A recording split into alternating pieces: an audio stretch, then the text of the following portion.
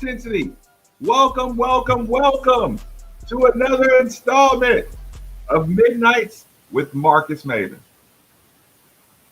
Damn it. I forgot. Oh, that's not. First of all, I got to tell y'all what happened. I did something. I cannot believe I did it. Hold on. Right now.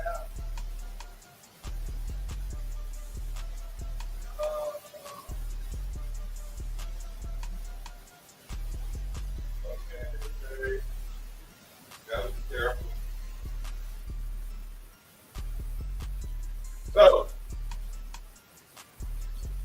So, riddle me this, good people. Riddle me this, good people. Why did I go to Kroger today to get a refill of my Sky and went past this and I had to get it? I had to get it. I've never seen this before. I had to get it. I've never seen this before. Listen, I was on the phone with Rummage, right? I was on the phone with Rummage. When I was in the store, I had my earbuds in. I'm checking out. I see this bottle, and I'm like, I don't even say it out loud. It didn't have a price tag on it, right? I said, he said, and then I said, okay, did I just pay it for this bottle?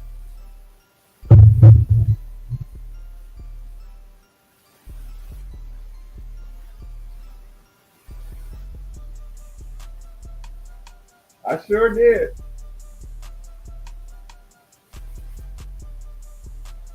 I think I'm gonna have a steak with it. I guess I need to buy one bottle for the shelf.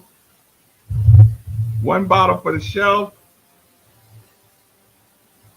I didn't get the L. I didn't see the L. Ooh. Ooh. Yeah, you know what? Let's go straight to it. Let's go straight to it. Let me turn down that volume. Let's get straight into the drama. Where's that YouTube at? Boom. It should be right up top. Boom. Oh, let's get straight to it. I'm gonna turn the volume down all the way because a lot of times, Coach, we need louder microphones, Coach. We want to hear your message. So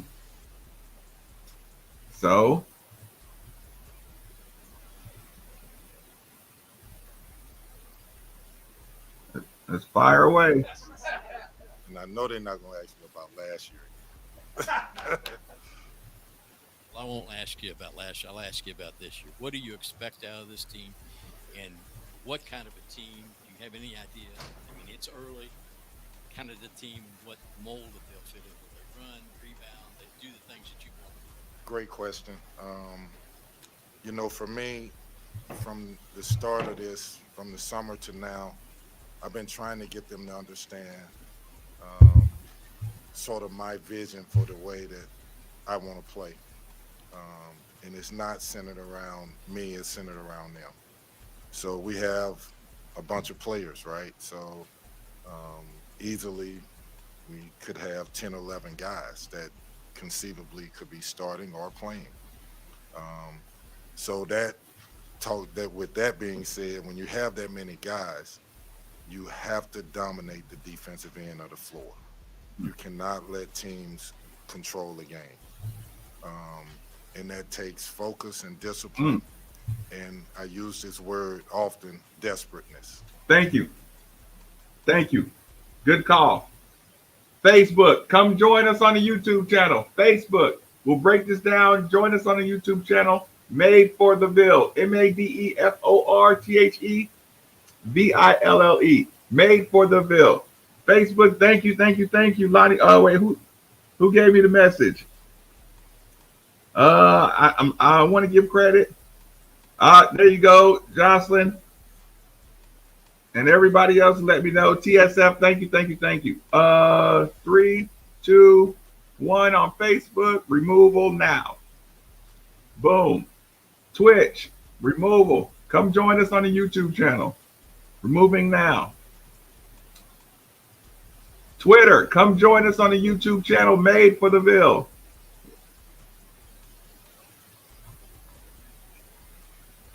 Three, two, one, vote.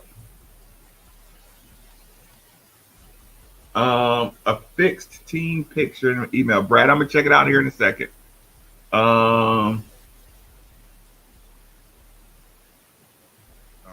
So defensively, we have to be a team that takes stuff away from offenses.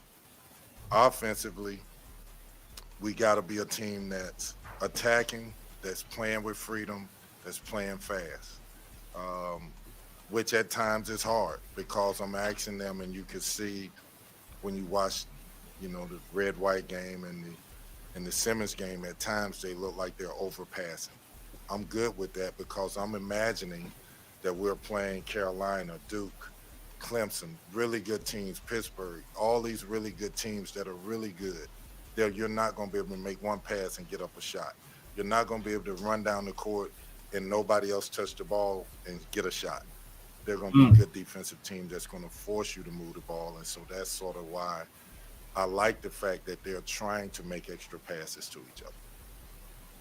Kenny, you've mentioned a few times this preseason that you want this team to not forget what happened last season.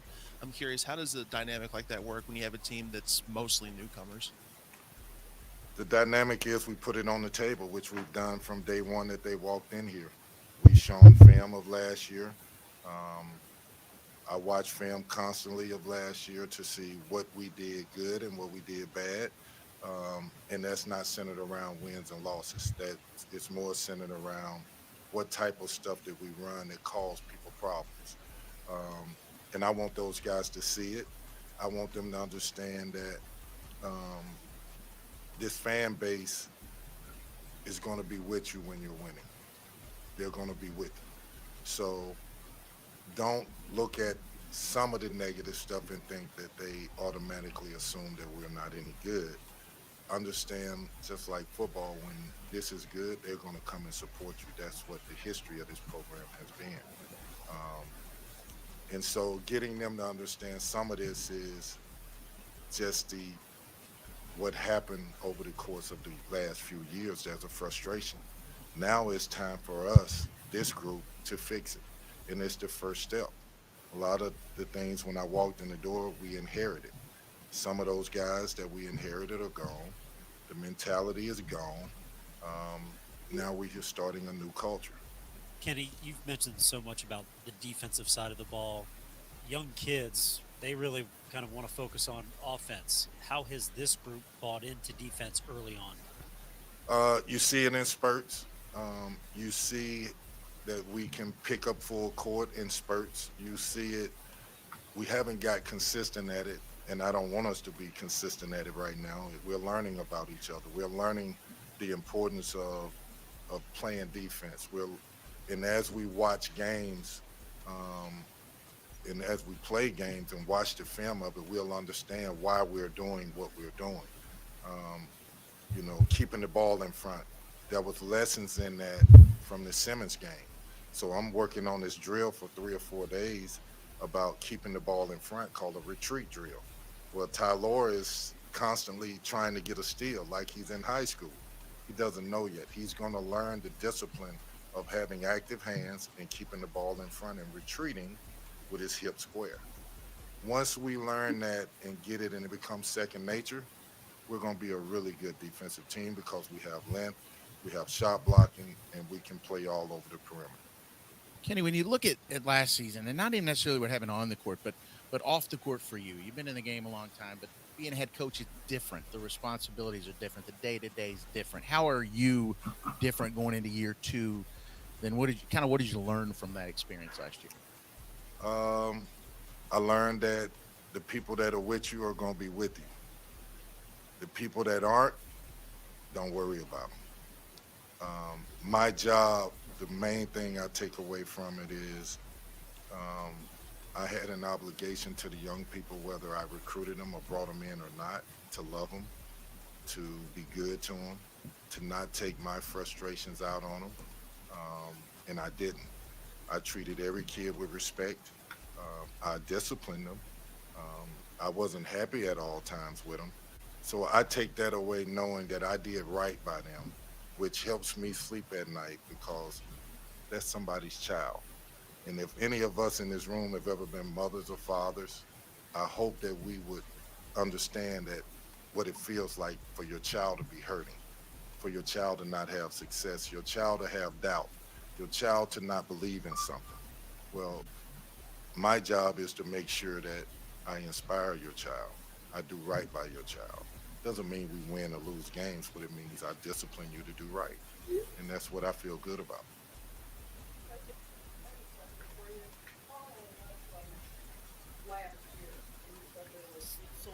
There were so many people players who left, and you brought in a lot of new ones. How do you get them to all integrate now, work together?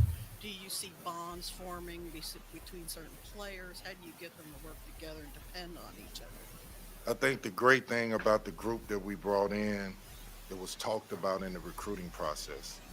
Um, it's not a choice on how you're going to carry yourself, how you're going to feel about your teammates.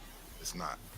If you think it's a choice and you have days or moments where you don't want to be about team, you don't want to be in the group, then I got to put you on, I call it putting you on ice. So you're in the refrigerator, you're on ice. And the other guys will keep growing. You know, I believe in that. I can't let one player, two players, no matter how good they are, I can't let them bring down the group. They could be starters. It could be my best player. It could be my worst player.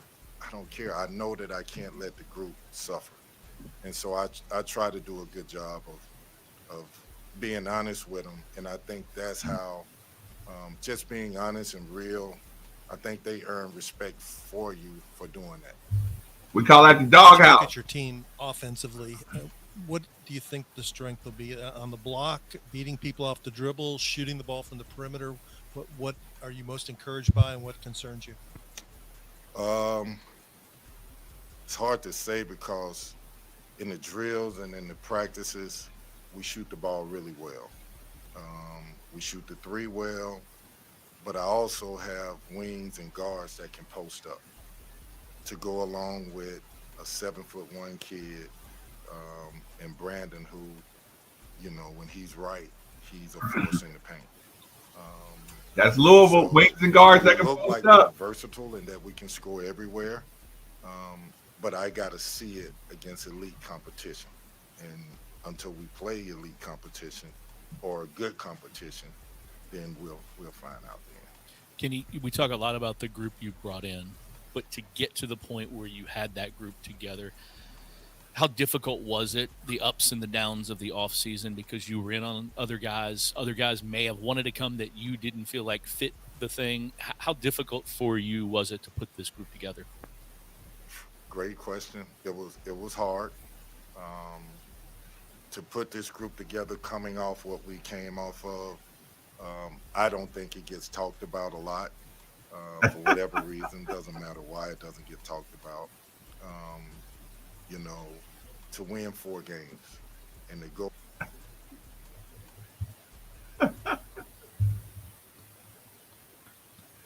Coach, you must not been listening to the Midnight Family because we're the only ones that talk about it.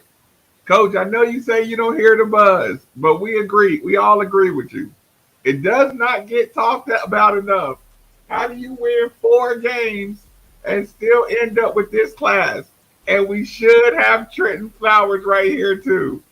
Gosh darn it. You did a great job, Coach. If you don't hear it enough from the world, you hear it in the Midnight Family. You did a great job putting this crew together after a 4-win year. Go out and get people to believe in what you're doing and to be a part of it. It's difficult. It's difficult.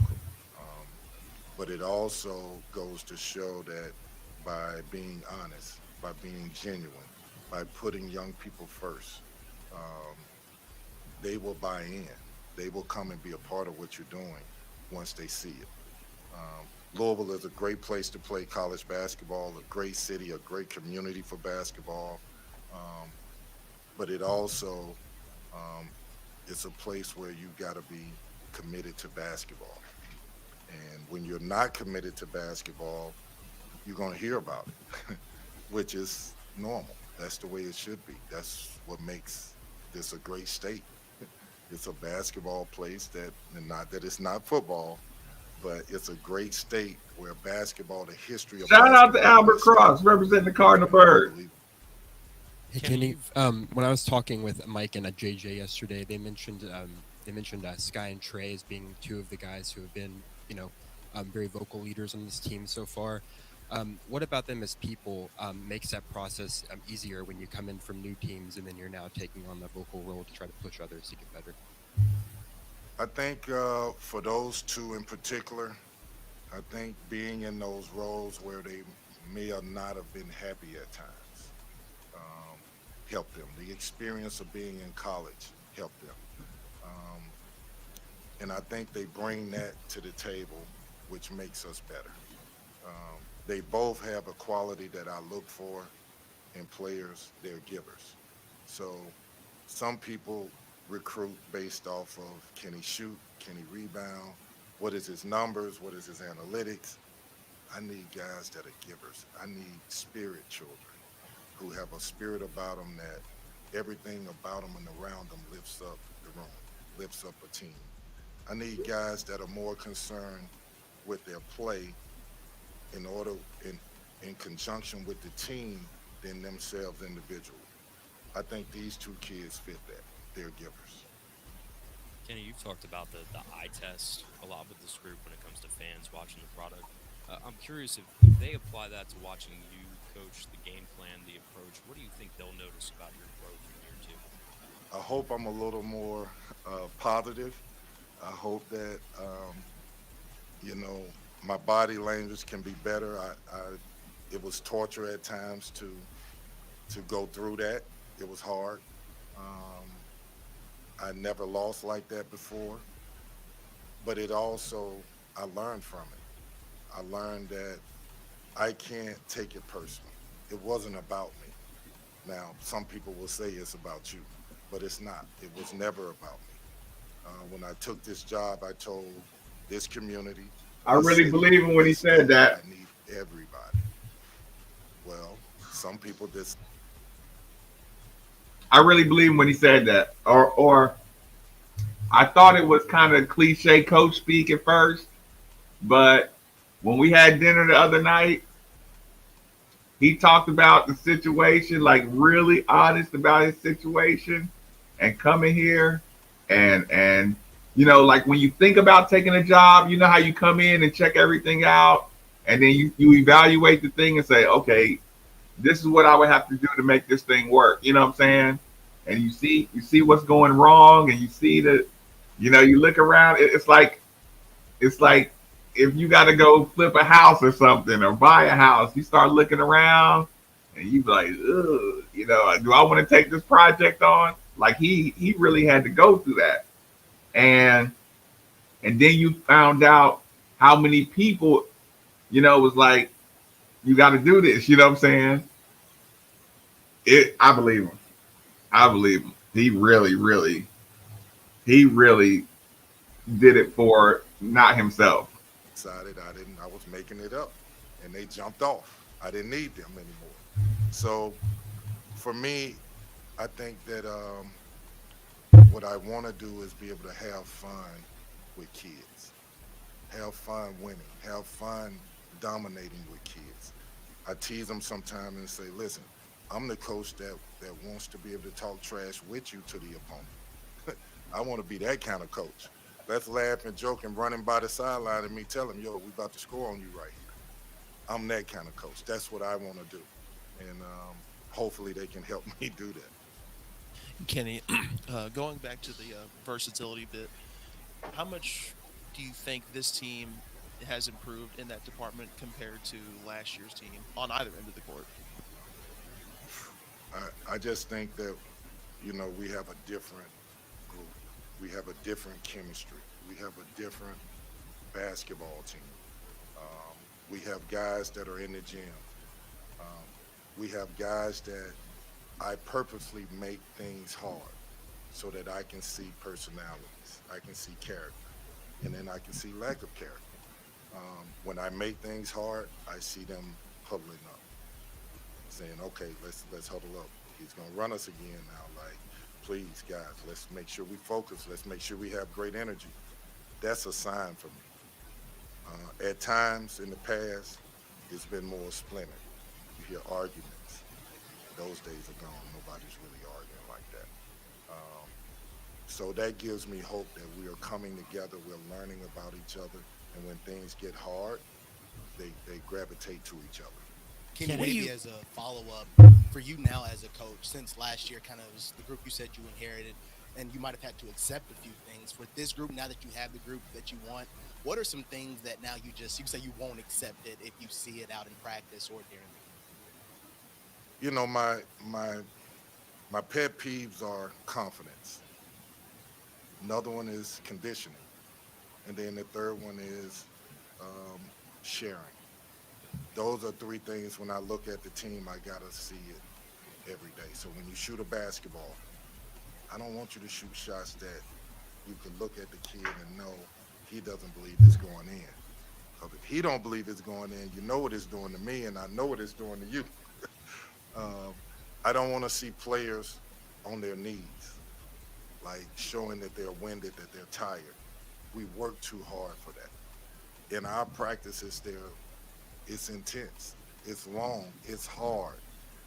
I want to be the coach that people say, like a bunch of NBA people have came into our practices thus far. They never came last year. They're coming. So you're being evaluated. And one of the greatest things about it is they're walking away saying, you will be a disciplined team, you're demanding a coach, and you will be a well-conditioned team, maybe the most conditioned team in the country. I take pride in that. So those are things that I look for, and I hope that we can. Pro scouts up in the practices. Kenny, What what do is it like being a basketball coach in kind of a football world, given that most of the moves being made right now in college athletics are driven by football? I haven't thought about it like that, to be honest with you. I try to stay in my world, focus on my world, because this is too hard to get sidetracked and caught up in the other stuff.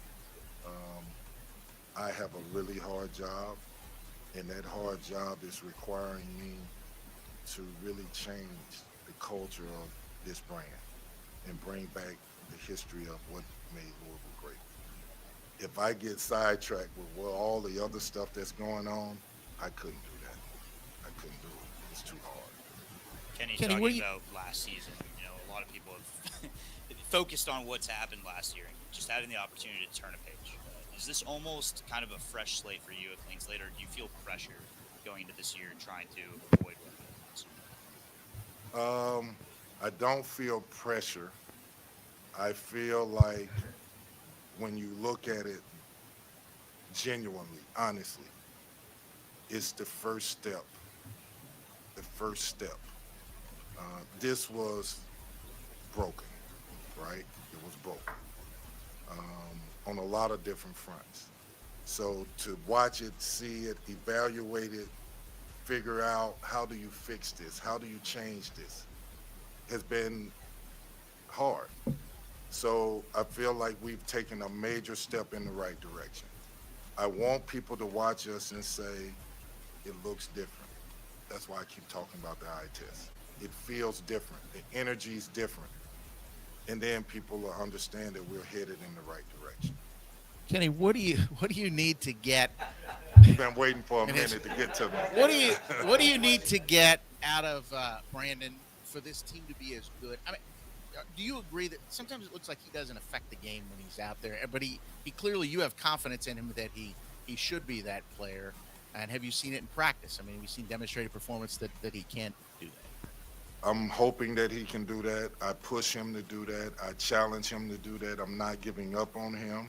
I'm actually going to tighten up on him because I need Brandon to be a force. I need Brandon Hatfield to be a force. Sometimes Brandon thinks I can be something else because there are so many people in these kids' ear.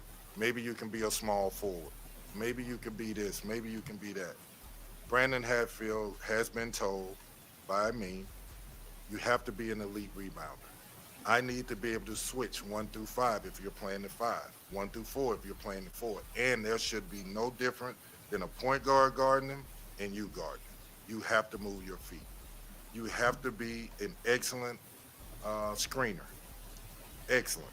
Your body probably requires you, and it looks like at 245 pounds, that you should get people open at all times. I need you to do that. I need you to make free throws, and I need you to finish around the basket. And I need you to be a giver. I need you to get out of. You got to be a finisher at your size. You have to be strong with the ball. Nobody wants to give you the ball if you're going to lose the ball. You got to be a finisher. When you set a screen, you got to set a full screen. You got to roll hard. Okay, this is me being as honest as humanly possible about Brandon. And y'all know I have a special place in my heart for Brandon Utley Hatfield. Brandon, you can't be a center on defense and a 3 on offense. You cannot be a big man to where you don't have to chase people around on the defensive end, but on the offensive end, you want to get the ball away from the basket and you want to just face up and shoot threes. Not going to work. You can't pump fake. If you can't score on bigs, if you can't use the glass, why don't I put a 6'7" power forward down there who can D up more on the perimeter? I mean, think about this. Listen, sometimes if Trey White switches on the big, Trey White holds his man out. And if Trey White can get this 6 rebounds and you come with 6 rebounds, it's not going to work. Like the scales are starting to work against Brandon if he can't finish with aggression, get fouled with aggression, play around the basket in the paint with aggression. So he's on thin ice. He's on thin ice. Well, you can tell it. He's on thin ice with Coach Kenny Payne. Like, whew. And he sounded like he was being nice right here, but You have to be an elite rebounder. I need to be able to swing. I need Brandon to be a force. I need Brandon Hatfield to be a force. Sometimes Brandon thinks I can be something else because there are so many people in these kids' ear. Maybe you can be a small forward. Maybe you can be this. Maybe you can be that. he's saying that out loud, y'all. He thinks he can be a wing, not a wing. You're not fast like a wing. And if you want to play the wing, you got to D up a wing. You got to switch on the wing. You can't be stiff. You got to finish it.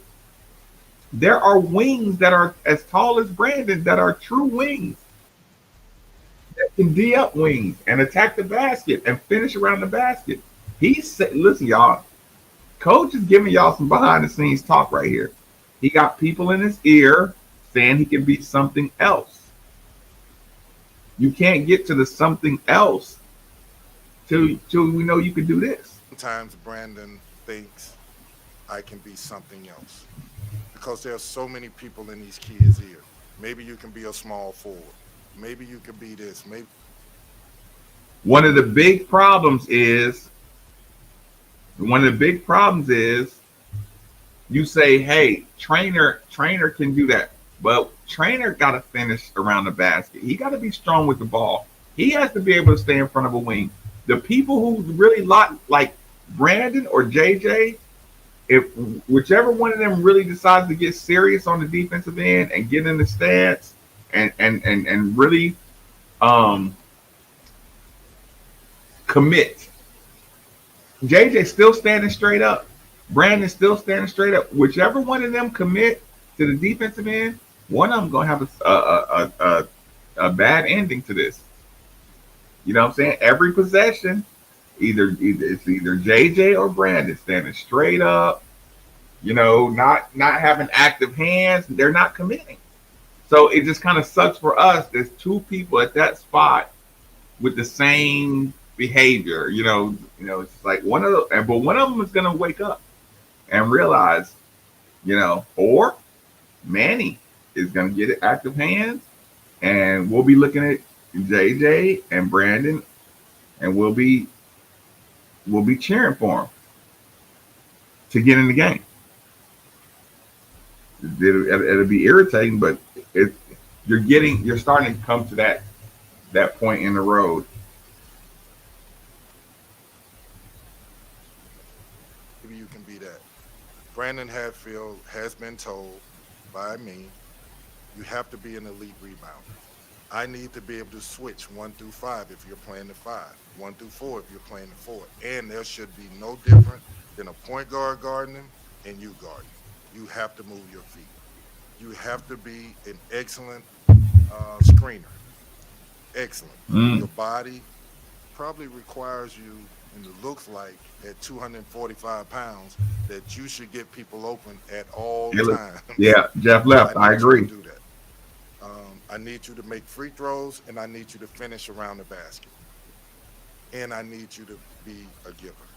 I need you to get out of, I got to do this for you, and think more about, I'm going to do this for us. Those things do it for us. And watch what happens to your teammates and what happens to your team. Kenny, before the Simmons exhibition game, you kind of talked about, hey, you're trying a lot of different lineups to see, what works and what doesn't work. Coming into this last exhibition game, are you still in that mode, or are you starting to figure some things out? We will see. I know people want to figure out who I'm starting, what I'm starting, how I'm doing. Listen, I said it. In order for us to change from last year, I had to bring in a lot of guys. What does it look like if I only focus on certain guys and I leave 5 or 6? You got to bring in a whole new group. To them. So people may question. People may question from within. I can't worry about that. I got to find out who's going to help us, who can start, who can come off the bench. Is it 8 guys? Is it 9 guys? Can it be 10 guys? They determine that, and then I evaluate that. So in order to do that, I got to put them in situations where, look, I started 1 5, then I start another 5. Let's see what you do. And then I evaluate what you do. When you look at all the new guys, how close is Curtis, his versatility and all that, to what you want? You've talked a lot in the last year and a half or so about the type of player you want. How close is he with that versatility and what he can do out there? I want him to be a willing learner. I want him to, every single day, challenge the older guys to be better. And what you find is if he does that, he may catch him, pass him. Curtis Williams all summer played point guard, the whole summer. And when Tyler got eligible, I could see it on his face, and he said it. I'm glad I don't have to play point no more. I jumped him for that. I jumped him because I said it, a willing learner. I'm throwing something at you that you've never seen before. In high school, your coach told everybody throw you the ball and just let you shoot. I'm not doing that. That's not going to help you be the player that you need to be. I need you to be a willing learner. If I throw you at the point, coach, I got it. If I put you at the power forward, coach. And all that too. What? Let me just say this. Anybody who's played sports, especially at a young age, if let's just say you were tall early and the coach made you a center, what if you can go back in time and a coach did what's right for you and said, "Hey, just because you're 6'2" now doesn't mean you're going to be a center." And that's not what. Okay, putting the tall guy at center in seventh grade, eighth grade, ninth grade, that's killing the kid and his future development. But you know what? That's helping the coach win games. Listen to what he just said.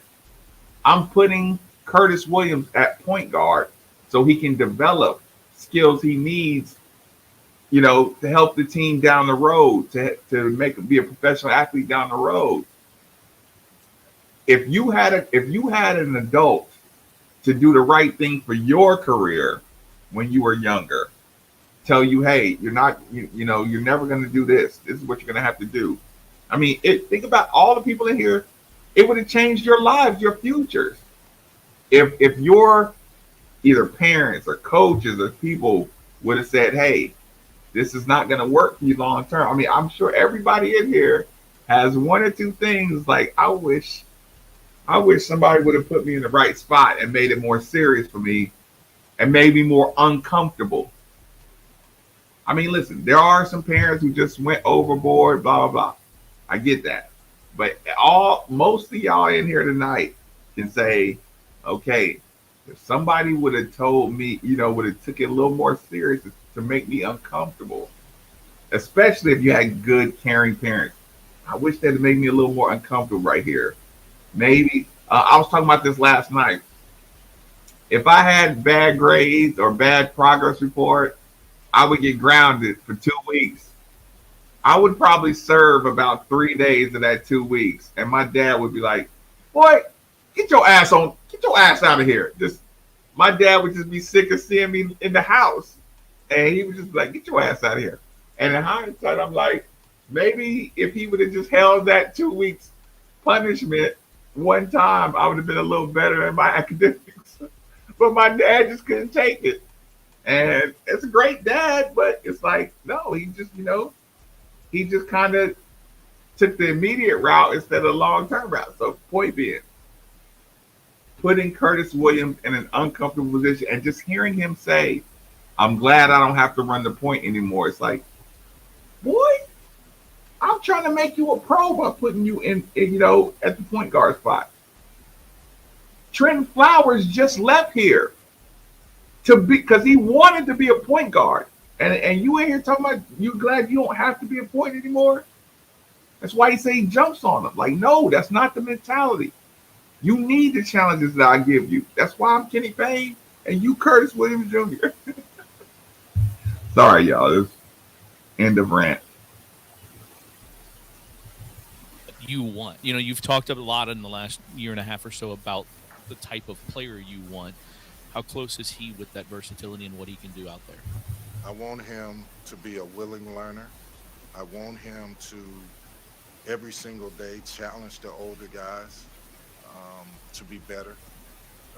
And what you find is if he does that, you may catch him, pass him. Curtis Williams all summer played point guard, the whole summer. And when Tyler got eligible, I could see it on his face, and he said it. I'm glad I don't have to play point no more. I jumped him for that. I jumped him because I said it, a willing learner. I'm throwing something at you that you've never seen before. In high school, your coach told everybody, throw you the ball and just let you shoot. I'm not doing that. That's not going to help you be the player that you need to be. I need you to be a willing learner. If I throw you at the point, coach, I got it. If I put you at the power forward, coach, I got it. That's the type of player I need him to be. You have mentioned about players playing with hunger. Who do you see doing that consistently? And also, is this team playing with a chip on the shoulder? It's hard to say exactly that they're playing with a chip on their shoulder now. We hadn't played enough. There was emotions involved against Simmons where we were tentative. Consistently, I would say Scott Clark every day comes to work and goes hard. Trey White comes to work every day and goes hard. Mike James comes to work every day and goes hard. Dennis Evans comes to work every day. Body's hurting. literally saying, I'm not going to go eat. I'm not going to hang out. I ain't going to the movies. I'm not going to the mall. I'm going to get in the bed and ready for the next day. I know he's going to try to kill me. So I love that. I love that they giving me what they have, and I'm asking for more, and then they're overcoming that barrier. That makes sense? JJ had his best season last year. How has he grown since you've been here, and what's the next step for him? To me, JJ, he got a lot better. He's more sure of himself. He made so many strides as a player. When I walk through these doors, and I tried not to remember this with him, but every mistake he made, he slumped his shoulders, his head was down, he had no belief. Some of this, we probably beat belief into him. But there are times now where he's dominant. The last practice we had, he was dominant. His energy was dominant. And then there's other times where he's floating. He's not giving the energy. I need to know why. I need to know, how do we get you being that dominant player you were last practice every single day of your life? If you're that, every NBA team will want you, every player, every organization in basketball wants players that are that athletic, that skilled, that play with a fire, that play with that kind of energy. Kenny, you've talked a lot about Dennis. You've coached a lot of successful big men. Does he remind you of any of the successful ones, or is he that uniquely talented? His length? He is. I've never coached anybody like Dennis, simply because his body. He's so long. His legs are pretty thin, to say the least.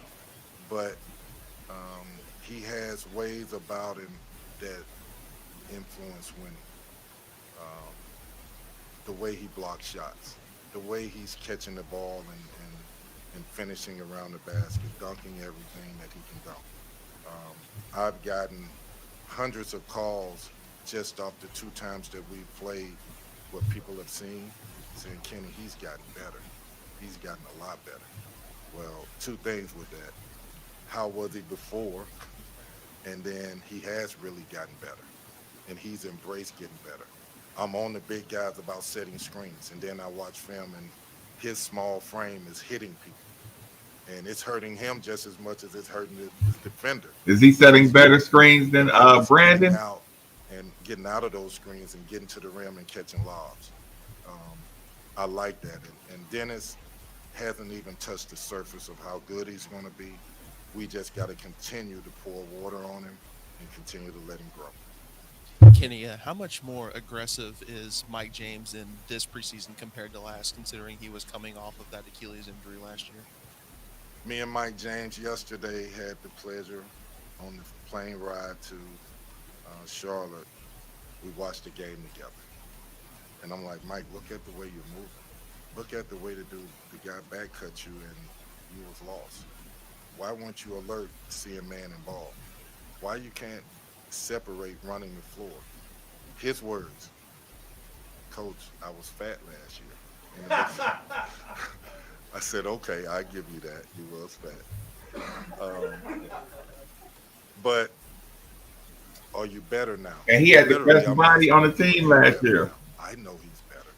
I know he's more sure of himself. I know he feels more comfortable. I want to hear him say it. And so he was like, I'm not even the same player I was a year ago. I wasn't the same player from the beginning of the season to the middle of the season. I was much better at the end of the season last year. You were. I figured out that I needed to lose weight. That's why I came to you, Coach, and said, can you put me on a diet? And I said, no, I want you to stay fat. You're going to be my 2 guard playing the 4. So I posted Mike a lot last year because he's big and strong and can finish around the basket. Mike James is a joy to coach. Guys, when I tell you a joy to coach, a joy to coach. If I had 6, 7 guys like Mike James, regardless of position, you don't lose. I just need Mike to feel good about himself and play with extreme confidence. And whatever happens, happens. Quick follow-up. How much weight did you lose? I have no idea. Turnovers were probably the biggest problem for you guys last year on offense, other than changing I personnel. think he knows he just What don't want to have you embarrass. done? What can you do to get it down to a level where it's not a problem for you guys? I think one thing is, last year we worked every single day on passing the basketball to each other. I think this year so far, our turnovers have been over dribbling. Some of those turnovers we had during the season last year, you can't draw up. Dribbling the ball and then all of a sudden nobody's around you and the ball goes out of bounds. You get an offensive rebound, you go up, nobody jumps with you, and the ball goes up straight in the air and you lose the ball. You throw the ball straight out of bounds and there's nobody there to receive the ball, nobody's there. Unforced turnovers cost us a lot. I would like to think that we're better. What I've seen so far, we are not the same type of team. But I still have a little scar tissue left from last year, and I'm not going to believe it until I see it. Yeah, both Mike and JJ talked yesterday about just needing some time after last season ended, to leave campus and to just not think about basketball for a while. What did you see from them when they came back and hit the gym hard? Like Mike said, he needed maybe just 2 days back home before he was ready to get back in the gym. Like, what sort of just effort did you see from them from day one of coming back and trying to just build towards this year? Well, when I mentally take myself back to the end of last season, and after the players decided and we decided who was coming back and who was leaving, I went to the strength coach and I went to the trainer and said, listen, whoever I bring in these doors, no matter who it is, this group that's here better be head and shoulders ahead of them. Conditioning-wise, strength-wise, knowing what we're doing in the weight room. They have to be ahead of them because I don't want these guys to come into an environment, new guys, where they are already on top. I want them to see that these guys work hard and that their bodies and their condition, they can handle whatever's thrown at them, and then they follow suit. If the new guys are the ones leading the pack straight out the gate, that's a problem. Kenny, this guy was so good when he was younger, when you first started recruiting him back in the day. He's had some ups and downs. What does he still have of that? I mean, he's still got that talent, obviously. How have you seen him kind of grow, and maybe how do you get rid of some of the things in the past that have not been good in his game? To me, Sky Clark is a very skilled basketball player that's a winning person. And what I mean by a winning person is he's who he is, as his personality, his character. He cares about people. He cares about his teammates. There's been hundreds of players that he has relationships that have reached out to me. Some saying, man, I'm so glad you got Sky. Some saying, man, I want to come to Louisville and play with Sky. That's the personality he has. For Sky, in my opinion, and what I've talked to Sky about is, whoever the naysayers are, I want you to prove them wrong. And how do you prove them wrong? Nobody's questioning that you're a good basketball player. I want you to prove them wrong, whatever. If they say that you're not tough enough. If they say through adversity you'll sort of shut down. Whatever it is that they're saying, you have to prove them wrong. And we are going to prove them wrong together. You're not doing this by yourself. You won't ever feel like you're doing this by yourself. Now you're with a group of coaches, a team that's all centered around your success. And you're going to be about the team. And we're going to be about you. So that's sort of how I evaluate him. All right.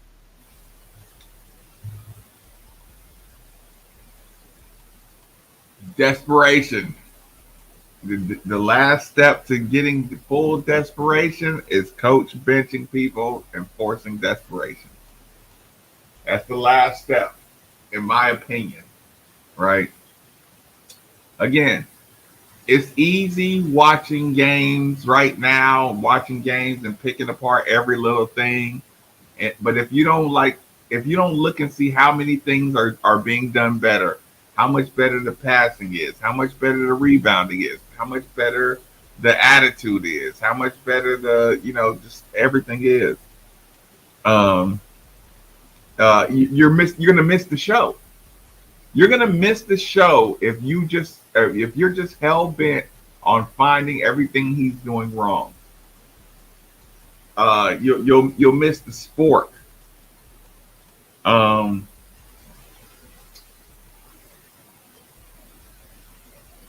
enjoyed the red and white. I enjoyed the Simmons game, and I'm telling you, listen, the Kentucky Wesleyan team got 7 seniors. A senior means you're 22 years old and up. You're 22 years old versus 18, 19. 22 years old. And they got like 1 6-year player and 1 5th-year player. 7 seniors on this Kentucky Wesleyan team.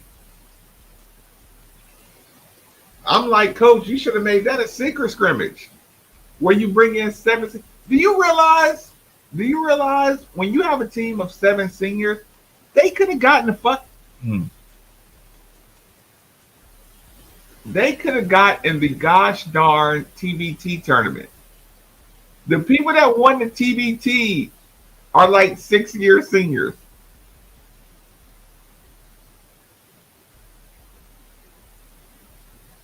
Of course, we can be middle conference. We can be higher up in the conference. Yeah. Like I said, I want you to enjoy the sport, knowing that it's not about the name of the team. It's about it's about the growth of our team, the concentration, the focus on, doing what's best for the team. I would never want to schedule any team as an exhibition, and they got 7 seniors. They got 7 seniors and 2 or 3 juniors.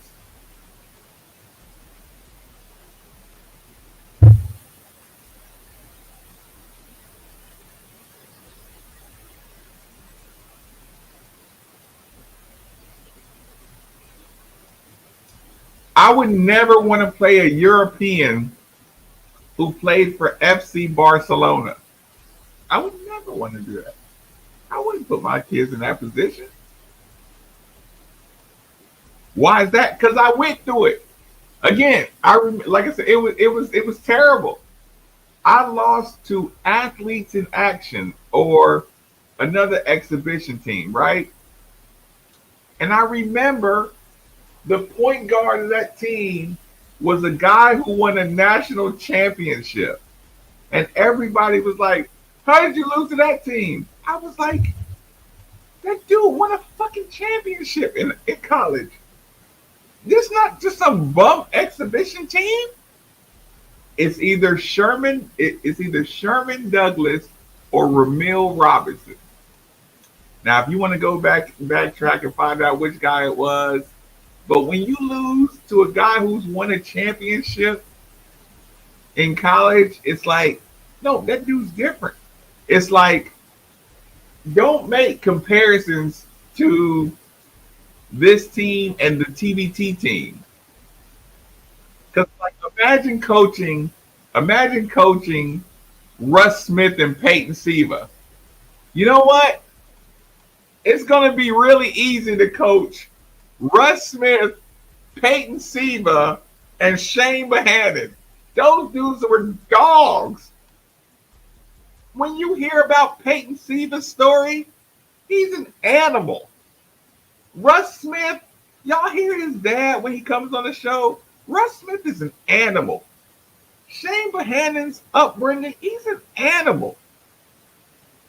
So imagine you're coaching these guys and you say, the players are just already talented. There's nothing the coach is doing. It's like the coach is doing a lot. But dudes got, if they got heart and animal in them, they're animals. It's a lot easier not easier. They're a lot more coachable if they're already animals. Rick did a great job of identifying those guys as animals. Kenny Payne is in the first recruiting class of getting his animals. This is year one of Kenny Payne recruiting his animals, basically.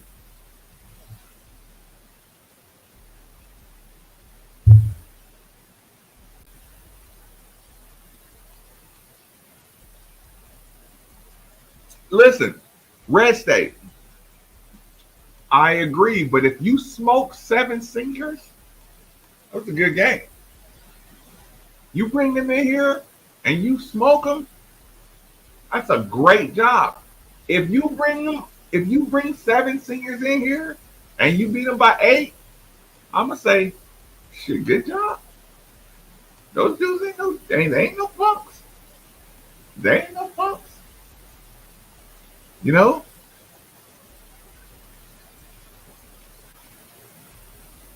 No, I'm listen.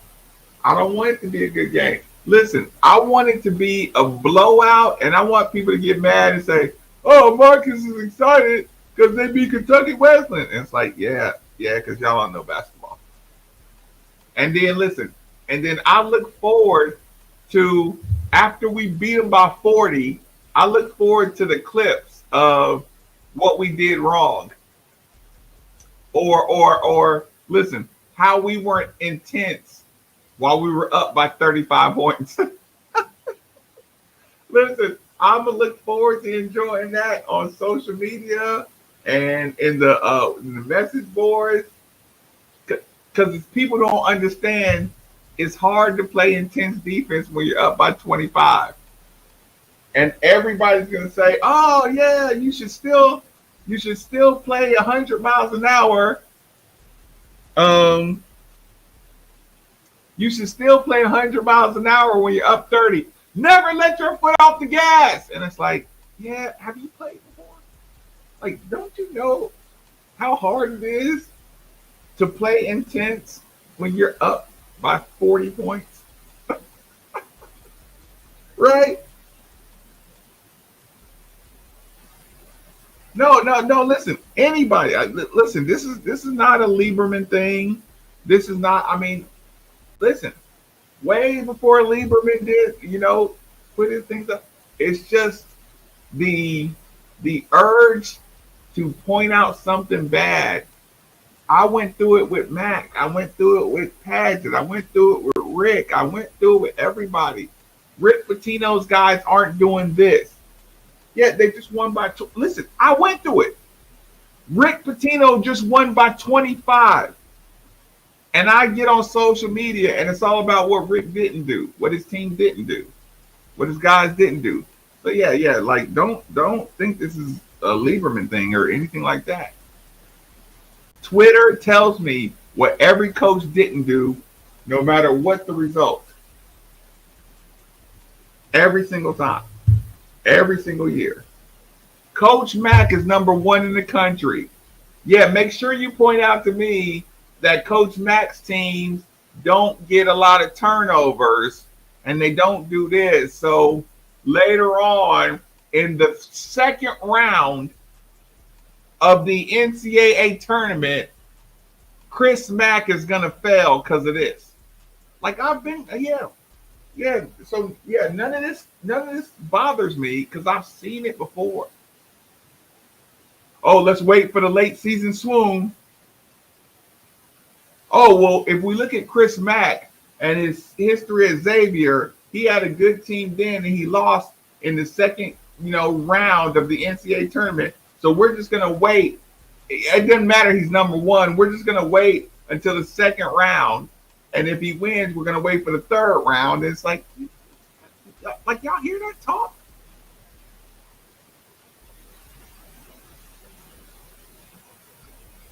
Yeah, just let's just sit around and talk about how Rick should have got this recruit, or how, like I said, I was unfairly harsh on Paget because he was following Rick, and I could have been easier on Paget. But Chris Mack, he's awesome his first year. He had us in number 1 his second year. That got stole.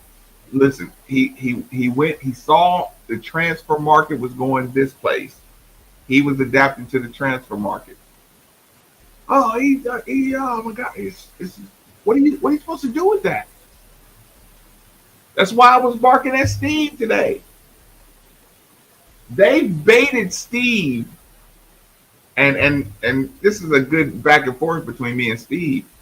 Steve is bringing narrative talk onto the radio show because he already knows how any outcome is going to be spun against Louisville. So he's preparing for the spin instead of enjoying the sport.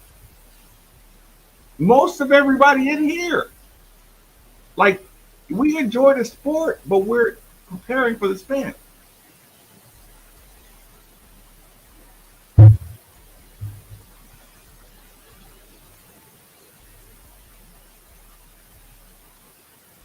That's when program just got a little spoiled. Program didn't have good appreciation. Everybody got a little spoiled. We got to get it back to. We got to get the program back to appreciating every game, every win, appreciating effort, appreciating a guy turning down other schools to come here. All that stuff gets okay. When a kid chooses Louisville, a lot of times we say, well, of course. It's like, nah. We won 4 games. Enough with the, of course, he chose Louisville talk. Somebody had to do a great job recruiting to get this kid to choose 4-win Louisville. Let's go back to acknowledging the hard work. Because if you don't acknowledge that part of it, you're never going to enjoy your sports. You're not going to enjoy your sports. With Jeff Brom, of course, turning down Miami and Florida State to come Jeff Brom, first-year guy from Purdue. Of course, we know it's a good decision, but it took a lot of convincing of the kid to say, hey, come join Jeff Brom at Louisville in his first year of a quote-unquote rebuild. That takes some good recruiting. Takes some hard recruiting. But we just say, oh, yeah, it's Louisville Brom. Okay, yeah. Y'all not enjoying the process. When you don't enjoy the process, you end up being arrogant. You end up being entitled. You end up losing the fight to be a program.